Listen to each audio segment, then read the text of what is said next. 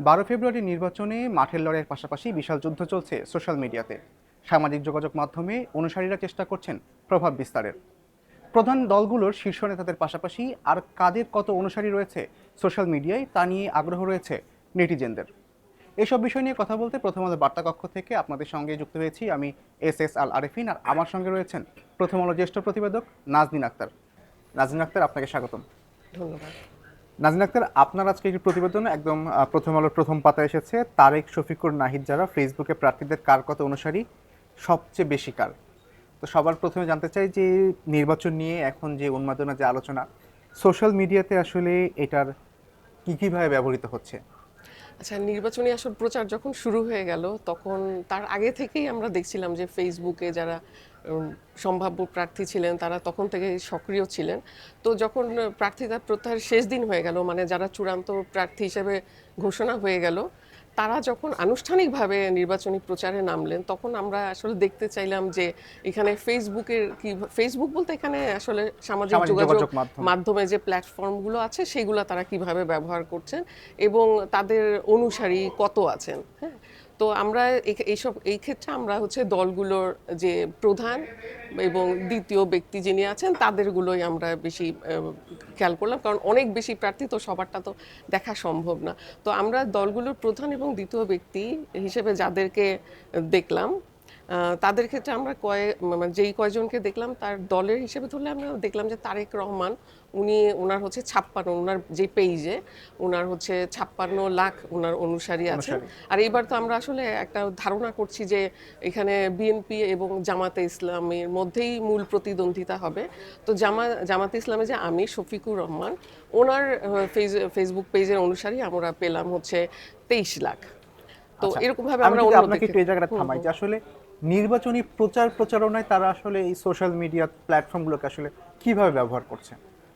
আচ্ছা, এইটা আসলে খুব ইন্টারেস্টিং একটা ব্যাপার যে সোশ্যাল মিডিয়া প্ল্যাটফর্মগুলো ব্যবহার, এটা এখন কিন্তু নতুন কিছু নয়, নির্বাচনে এটা ব্যবহার হচ্ছে। আপনি নিশ্চয়ই জানেন যে বারাক ওবামার নামটা সবচেয়ে বেশি আসে এখন, কিন্তু যে উনি হচ্ছে এইটা নাকি শুরু করেছিলেন, যেটা হচ্ছে 2008 সালে যখন উনি যুক্তরাষ্ট্রের প্রেসিডেন্ট ইলেকশনে দাঁড়িয়েছিলেন তখন উনি হচ্ছে এরকম সবগুলোই ব্যবহার করেছিলেন, ফেসবুক, স্ন্যাপচ্যাট থেকে শুরু করে ওই সময় যেটা টুইটার নামে ছিল সেটা, ইউটিউব। এবং ওনার স্পিচগুলা যখন উনি বিভিন্ন নির্বাচনী প্রচারকে বক্তব্য দিতেন, ওনার স্পিচগুলা নিয়ে একটা মিউজিক ভিডিও হয়েছিল, হ্যাঁ, ইয়েস উই ক্যান। এবং ওইটা কিন্তু মানে খুবই একটা ভাইরাল একটা ভিডিও হয়েছিল এবং ওইটার এতটা অভিনব প্রচার ছিল যে সবাইকে আকর্ষণ করেছিল। এরপর থেকে আস্তে আস্তে, ওই সময় তো আমাদের দেশে ফেসবুকের আসলে ওরকম ছিল না, আমাদের তো একটু পরে এলো। তো এরপরে যখন আমাদের ইলেকশনেও এই সামাজিক যোগাযোগ মাধ্যমের একটা প্রভাব পড়া শুরু করলো, তো এইটা যেহেতু এখন আমাদের ধরেন অনেক বেশি ইন্টারনেট ব্যবহারকারী, আমি যদি গত বছর বিবিএস এর তথ্যটাই বলি যে এখন আপনার 56% পরিবার কিন্তু ইন্টারনেট ব্যবহার করছে এবং অর্ধেকের বেশি আর কি। হ্যাঁ, এবং হ্যাশমেটার একটা ইনফরমেশন যদি ব্যবহার করি যে আমাদের এখানে আসলে কোন প্ল্যাটফর্মগুলো সবচেয়ে জনপ্রিয়, তাতে দেখা যাচ্ছে যে ফেসবুক সবচেয়ে বেশি ব্যবহার করছে, মানে এটা হচ্ছে 4.5 কোটির মতো, বাকি অন্যান্যগুলো এই ফেসবুকের চেয়ে কম। যার জন্য আমরা ওই যে আমাদের যখন আমরা নিউজটা করছিলাম আমরা খেয়াল করছিলাম যে ফেসবুকে আসলে অনুসারী কত, তো সেটা করতে গিয়ে আমরা আর কি যেটা পেলাম যে কারা কারা এগিয়ে আছে। আপনার কাছে জানতে চাই যে আসলে ফেসবুকের কথা যদি বলি তাহলে কোন কোন শীর্ষ নেতা বিভিন্ন দলের কারা এগিয়ে আছে? আচ্ছা, আমরা যে কয়টা দেখেছি তার মধ্যে ধরেন আলোচিত স্বতন্ত্র প্রার্থীও আছে, যেমন আমি একজনের নাম বলতেই চাই যে তাসনিম জারা, উনি তো দাঁড়িয়েছিলেন এনসিপির হয়ে এবং আপনি জানেন যে উনি একটা ক্রাউড ফান্ডিং করেছিলেন নির্বাচনী প্রচারের জন্য এবং মানে ব্যয়ের জন্য, নির্বাচনী প্রচার উনি যে খরচ করবেন এবং সেটা উনি 47 লাখ টাকার মতো পেয়েছিলেন। ওইটা হচ্ছে যখন উনি এনসিপির হয়ে প্রার্থী হয়েছিলেন। পরে তো জামাতের সঙ্গে সমঝোতায়, যখন এনসিপি আসন সমঝোতায় গেল, উনি এনসিপি থেকে বেরিয়ে গেলেন এবং ঢাকা 9 আসন থেকে স্বতন্ত্র প্রার্থী হিসাবে দাঁড়ালেন। ওনার কথাটা আমি এই কারণে বলছি যে ওনার অনুসারী অনেক বেশি। আমরা যেই কয়জনেরটা দেখেছি তার মধ্যে আমরা তাসনিম জারারই পেলাম 71 লাখ, মানে আর বাকি নেতাদের মধ্যে আপনার বিএনপির চেয়ারম্যান তারেক রহমান, উনি 56 লাখ, এভাবে এসেছে আর কি। তার তরুণরা তো আছেনই। আচ্ছা, তো তরুণদের মধ্যে দেখা যায় যে ফেসবুক বা সোশ্যাল মিডিয়া নিয়ে ব্যবহারের যেমন একটা বড় সংখ্যায় বেশি, এবং যারা তরুণ প্রার্থী রয়েছে তারা আসলে এই নির্বাচনে যারা দাঁড়িয়েছেন তারা আসলে সোশ্যাল মিডিয়াটাকে কিভাবে ব্যবহার করছেন, তারা কিভাবে এই প্ল্যাটফর্মটাকে কাজে লাগাচ্ছেন বা তাদের অনুসারীদেরকে কাজে লাগাচ্ছেন? আপনি জানেন যে তরুণরা হচ্ছে তারা হচ্ছে প্রযুক্তি সম্পর্কে অন্যদের চেয়ে প্রবীণদের চেয়ে একটু বেশি জানেন ওনারা, এবং ওনারা একটু সক্রিয়। তো এবার নির্বাচনে আমরা যেটা দেখছি যে যেহেতু তাদের অনুসারী, যেহেতু তারা সক্রিয় থাকেন, সব কিছুই শেয়ার করেন মানে সামাজিক যোগাযোগ মাধ্যমে, যার জন্য তাদের কিন্তু যে অনুসারীর সংখ্যাটাও একটু বেশি আছে, যেহেতু তারা সক্রিয় থাকেন। তো সেক্ষেত্রে দেখা যাচ্ছে যে তরুণেরা, যেমন আমরা তো নির্বাচনী প্রচার সবসময় এটা আমাদের মানে যেটা আমরা ধারণা করি, আমাদের সামনে যে ছবিটা ভেসে ওঠে যে সব প্রার্থীরা বাড়ি বাড়ি যাচ্ছেন, হ্যাঁ, তো এবারও কিন্তু এর ব্যতিক্রম না, তারা বাড়ি বাড়ি যাচ্ছেন। কিন্তু সবচেয়ে ইন্টারেস্টিং যে এই যে বাড়ি বাড়ি যাচ্ছেন, ওনারা কি করছেন, সমস্ত কিছুই ওনারা ওনাদের সামাজিক যোগাযোগ মাধ্যমে যে পেজ আছে ওইটার মধ্যে হ্যাঁ ওনারা সেটা শেয়ার করছেন। তো যেটা মানে খুব সহজে যেটা বোঝা যায় যে আপনি বাড়ি বাড়ি গিয়ে যতখানি পৌঁছাবেন তার থেকে কিন্তু অল্প সময়ে অনেক বেশি সংখ্যক মানুষের কাছে আপনি পৌঁছে যাবেন এই সামাজিক যোগাযোগ মাধ্যম দিয়ে। হ্যাঁ, তো এইটা এই কারণে আমার কাছে মনে হচ্ছে আরো বেশি যে জনপ্রিয় হচ্ছে, যে সে তো একটা টার্গেট গ্রুপও করতে পারছে, যে আমি আসলে আমি তরুণ, হয়তো আমার ভোটার আমাকে তরুণরাই বেশি পছন্দ করবে, বা একজন প্রবীণ বা অভিজ্ঞ রাজনীতিবিদ তিনিও ভাবছেন যে আমাকে আসলে কারা ভোট দিতে পারেন, ওনাদের নিশ্চয়ই একটা প্ল্যান করেই ওনারা এগোচ্ছেন। সেক্ষেত্রে ওনারা কিন্তু ওই যে টার্গেট গ্রুপ সেট করেও ওনারা একটা সামাজিক যোগাযোগ মাধ্যমে প্রচারের একটা ব্যবস্থা নেবেন। তো সেটা আসলে এই কারণে এটা মনে হচ্ছে যে সম্পৃক্ততা অনেক বেশি হচ্ছে। হ্যাঁ, নাজনীন আক্তার, আপনি তাসনিম জারার কথা বলছিলেন যে ৭১ লাখ তার অনুসারী, আসলে সোশ্যাল মিডিয়ার হিসেবে সবাই হিসাব করে যে কত মিলিয়ন, এটা হচ্ছে 7.1 মিলিয়ন। আবার আমরা যদি হাসনাত আব্দুল্লাহটা দেখি তাহলে হচ্ছে প্রায় 3.4 মিলিয়ন, এবং এখানে সার্জিৎ সহ আরো বেশ বড় বড় তাদের এরকম অনুসারী সংখ্যা রয়েছে। তো আপনাকে জানতে চাই যে এই নেতারা ছাড়াও, এবং আপনি তারেক রহমানের কথা বলেন, শফিকুর রহমানের কথা বলেন, এই শীর্ষ নেতৃবৃন্দ ছাড়াও আসলে আর কাদের ফেসবুকে বা সোশ্যাল মিডিয়ার অনুসারী কেমন, আপনি কি দেখলেন?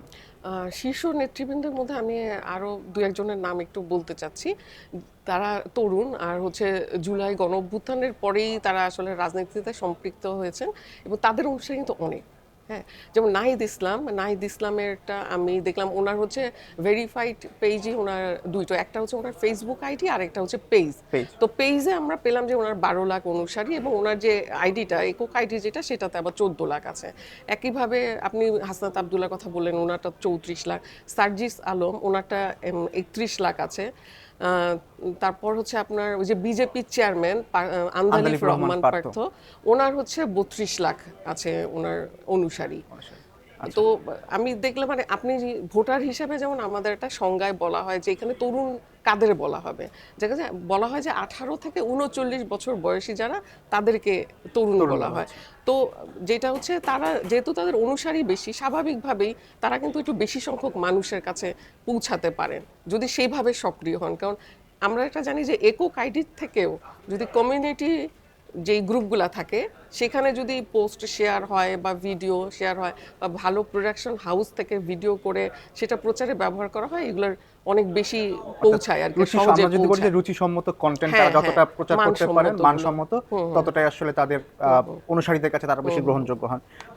এই যে সোশ্যাল মিডিয়া ব্যবহার করছে ফেসবুক, ইউটিউব, তো এখন তো সবচাইতে বড় সমস্যা যেটা, সেটা হচ্ছে যে এআই বা আর্টিফিশিয়াল ইন্টেলিজেন্স। তো এই বিষয়টা যেমন সোশ্যাল মিডিয়াতে যেমন প্রচারণা বাড়ছে, তেমনি আবার এক প্রার্থী অপর প্রার্থী বা প্রতিপক্ষকে আসলে ঘায়েল করার জন্য আর্টিফিশিয়াল ইন্টেলিজেন্সের ব্যবহার করছেন। তো আসলে এই পরিস্থিতিতে নির্বাচন কমিশন এসব বিষয় নিয়ে কি বলছেন? আচ্ছা, এইটা আসলে আমি বিভিন্ন অনুষ্ঠানে তো এখন যাচ্ছি, আপনি তো জানেন এখন সব ভোট রাজনীতি এটা নিয়েই বেশি প্রোগ্রাম হচ্ছে। তো বিভিন্ন প্রোগ্রামে গিয়ে প্রার্থীদের কাছে না এটা খুবই শোনা যাচ্ছে যে ওনারা আসলে খুবই উদ্বিগ্ন, কখন কার নামে কি করে দেয়। এবং এগুলো আসলে অনেকে আছেন, যেমন বয়স্ক কেউ আছেন, ওনারা কিন্তু বুঝতে পারেন না যে কোনটা ফেক বা কোনটা ঠিক, ওনারা বিশ্বাস করে ফেলেন। মানে এই ভয়টা ওনারা পান যে মাঠে ওনাদের ভোটারদের কাছে এটা কিভাবে প্রভাব ফেলবে। তো এটা নিয়ে আসলে খুবই আলোচনা হচ্ছে। এবং আপনি জানেন ডিসমিস ল্যাব হচ্ছে, ওরা আপনার ১,০০০ মানে ১৩০০-র উপরে তারা কিন্তু এরকম ভুয়া শনাক্ত করেছিল, এবং এর মধ্যে ১,০০০ই ছিল মানে ওই যে ফেক ভিডিও পোস্ট, এগুলো ১,০০০ ফটো কার্ড, 1000ই ছিল রাজনৈতিক বিষয়। এবং আমাদের প্রথম আলো থেকেও কিন্তু আমরা আলাদাভাবে ফ্যাক্ট চেক করে আমরা কাজ করেছি এবং দেখেছি যে এটা কিভাবে ব্যবহার হচ্ছে প্রার্থীদের একে অপরের বিরুদ্ধে। তো যে নির্বাচন কমিশনের যে গণপ্রতিনিধিত্ব আদেশ আরপিও, সেখানে কিন্তু এটার বিরুদ্ধে বলা আছে যে এটা অপরাধ হিসাবে এবং এটা একদমই নিষিদ্ধ আর কি এটা। কিন্তু এরপর আমরা কিন্তু দেখতে পাচ্ছি না যে এটার কোনো প্রচার, যেমন আরপিওতে এইভাবে বলা আছে যে ব্যক্তি তো পারবে না, দলও পারবে না, এবং ব্যক্তির পক্ষেও অন্য কেউ কিন্তু কোনো মিথ্যা মানে কোনো ভুয়া কিছু দিয়ে বা বিদ্বেষমূলক মানহানিকর এইসব দিয়ে কন্টেন্ট বানাতে পারবে না। কিন্তু আমরা কিন্তু এখনো দেখছি যে অনেক কিছুই ঘটে যাচ্ছে, অনেক মানে বিশ্বাসযোগ্যভাবে হ্যাঁ। সেগুলা উপস্থাপন করা এবং হচ্ছে। তো এমনভাবে এইটা উপস্থাপন করা হচ্ছে যে আসলে খুব এগুলো খুব স্বাভাবিকভাবে সবাই আসলে এবং বিশ্বাস এটা করছে। আসলে একটা উদ্বেগের কারণ মানে এখনো আছে এবং এখন থাকবে হ্যাঁ। মনে হচ্ছে শেষ দিন শেষ দিন পর্যন্ত। পর্যন্ত। হ্যাঁ। আচ্ছা, নাজিন আক্তার, আপনার প্রতিবেদন এসেছে যে আপনারা যেটা তথ্য পেয়েছেন যে প্রায় 4.5 কোটিরও বেশি মানুষ সোশ্যাল মিডিয়া ব্যবহার করছেন। তো এবারের নির্বাচনে আসলে সোশ্যাল মিডিয়ায় যাদের অনেক বড় অনুসারী রয়েছে, সেই অনুসারী থাকা প্রার্থীরা কি আসলে জয়লাভ করবে বা ভালো ফলাফল করবে, নাকি আসলে এইটার বাহিরেও আসলে অন্য কোনো সমীকরণ আছে? হ্যাঁ, আসলে ভোটের হিসাব কিন্তু খুব জটিল। এটাও আসলে আমার নিজস্ব তো মত আছেই, কিন্তু এরপর আমি বলবো যে আমি এটা নিয়ে এক্সপার্টদের সাথেও কথা বলেছিলাম এবং তাদের একটা কথা হচ্ছে যে কিছু সুবিধা থাকে, কিছু সুবিধা প্রচারে যেমন এগিয়ে থাকতে পারে, সহজে পৌঁছানো যায় হ্যাঁ একটা সহজে message যেহেতু সকলের কাছে। পৌঁছানো যায়, তারা অনেকের কাছে যেতে পারে। সেটার ক্ষেত্রে অনেক সময় দেখা গেছে যে নির্বাচন আগে যখন মনোনয়নের ব্যাপার ছিল, তখন ফেসবুকে কে পপুলার এরকম একজন, যেমন একজন আইনজীবী সেভাবে মনোনয়ন পেয়েছেন যে উনি হচ্ছে ওনার ফেসবুকে উনি অনেক জনপ্রিয় ছিলেন, সেই হিসাবে উনি মনোনয়ন পেয়েছেন। দু একটি ঘটনা ঘটেছে, কিন্তু আসলে ভোটের ফলের ক্ষেত্রে এটা খুব বড় প্রভাব ফেলবেন না বলে আসলে বিশেষজ্ঞরা মনে করছেন। তাদের মতে যে মাঠে আসলে অনেক অভিজ্ঞ এবং প্রবীণ ব্যক্তিরা আছেন, তাদেরও একটা প্রচারের কৌশল আছে, তাদের প্রতিও মানুষের, তারা না থাকুক ফেসবুকে বা অন্য কোনো সোশ্যাল মিডিয়ায়, তারা হয়তো সেভাবে সক্রিয় না, কিন্তু তারা রাজনীতি দিয়ে মানুষের কাছে আগে থেকে অনেক বেশি পরিচয়। তো এটাতে হচ্ছে প্রচারে এগিয়ে থাকলেও সেটা শেষ পর্যন্ত ভোটের ফলে কতখানি প্রভাব পড়লে এটার জন্য তো আমাদের ওয়েট করতে হবে। তবে আপাতত আসলে এটা মনে হচ্ছে না যে তার জয় নিশ্চিত করে দেবে, এটা আমরা নিশ্চিত বলা করে যাচ্ছে না। আসলে এটা বলার কোনো সুযোগ নেই। ধন্যবাদ নাজিন আক্তার আমাদেরকে সময় দেওয়ার জন্য। আপনাকেও ধন্যবাদ। দর্শক, কথা বলছিলাম সামাজিক যোগাযোগ মাধ্যম বা সোশ্যাল মিডিয়ায় প্রার্থীদের প্রচারণা এবং অনুসারী বিষয়টি নিয়ে। আমরা আবারও হাজির হব নতুন কোনো বিষয় নিয়ে কথা বলতে। সে পর্যন্ত ভালো থাকুন, নিরাপদে থাকুন আর প্রথম আলোর সঙ্গে থাকুন।